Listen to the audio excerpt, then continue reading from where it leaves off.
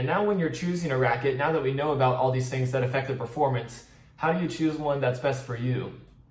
Well, you need to consider your game, and you need to consider what you're looking for in a racket. And it's not necessarily just what type of player you are. For example, if I take a power player, one power player might just want to go all in on power and get a powerful racket to complement their powerful game.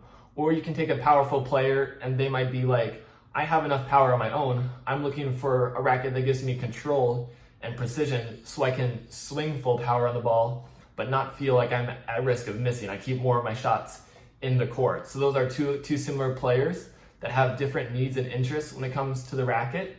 Or you can take a consistency-oriented player. One might want pure control, just keep the ball in the court.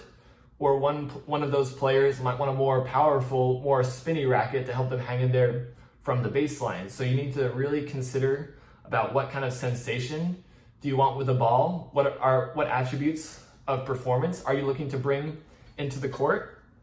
And that mostly comes down to power, stability, maneuverability, control, launch angle, and spin.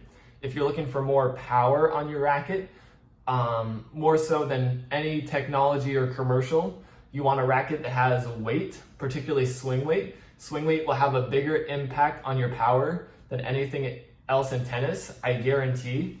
It's simply a matter of physics. If you have a lot of weight that's required to move the racket side to side like this, you're gonna have a very powerful and stable sensation with the ball at contact. Even if you swing the racket a little bit slower because there's so much weight, you're naturally gonna have all that force transferring into the ball, and it's gonna give you a tremendous amount of power and stability at contact. You're gonna really feel that the racket is plowing through the ball, and you're able to get depth and penetration through the court, even against fast incoming shots, because there's a lot of weight geared towards the contact point. It's gonna be able to absorb and redirect that.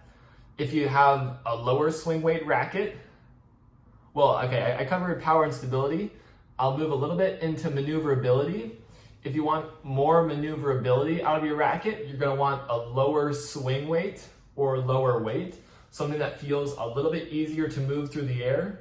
A lower swing weight racket is gonna be easier to position and move into the contact point you want, and it's gonna be easier to get spin on the ball and whip it through the air quickly to do what you need. Some players that like a lot of speed from their racket, they like to be able to swing it very quickly and have it play with a lot of racket speed. They're gonna look for a lower or a higher maneuverability racket, and that usually comes down to lower swing weight. If you're looking for more control out of your racket, in my opinion, string pattern has the biggest impact on control of any of the characteristics. So if you have a denser string pattern, you're gonna have more strings in contact with the ball, so you're gonna be less likely to hit it long or wide at the sidelines. You're also gonna have a lot of control on volleys and slices because it's kind of a very dead-end, very precise response out of the racket. You're not gonna have a lot of balls spraying higher to the side. If you feel like you have enough control, but you're looking for a higher launch angle, more depth, more height over the net, then you want a more open string pattern racket, something that can dig into the ball a little bit more and give you more height over the net and more depth into the court. These are all things that affect control and launch angle. So control, denser string pattern, higher launch angle, more depth, more open string pattern. Head size ties into it a little bit too, as well as stiffness.